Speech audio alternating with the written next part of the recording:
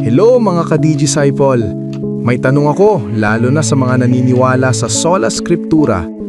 Kung Bible alone ang authority, saan nanggaling ang Bible? Isipin natin sandali. Hindi naman nahulog ang Bible mula sa langit na kumpleto na agad ng laman nito. Sa history, kinilala ang mga books ng Bible sa loob ng maraming taon sa pamamagitan ng early church.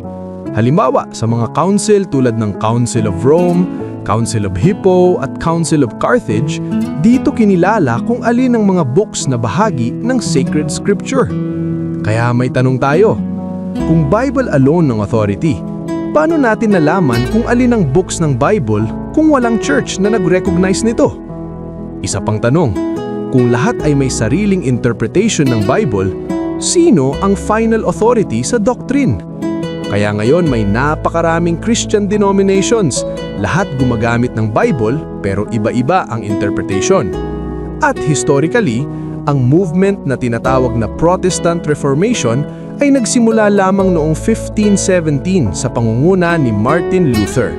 Kaya tanong natin, ano ang Christianity sa loob ng unang 1500 years bago ito? Sa history, ang visible church noon ay ang Catholic Church. Hindi ito para makipag-away. Ito ay paanyaya lamang na alamin ang history ng ating faith. Sabi nga sa scripture, "Ask the former generations and consider the things discovered by their fathers." Job 8 verse 8. Mga ka-Disciple, pag-aralan natin ang history ng church at ng Bible. Curious lang po ako, ano ang history ng church ninyo? Sino ang nagtatag nito at anong taon? Ito po ba ay may malinaw na koneksyon kay Kristo at sa mga apostol? O nagsimula lamang ito sa isang tao na may sariling interpretasyon ng Biblia?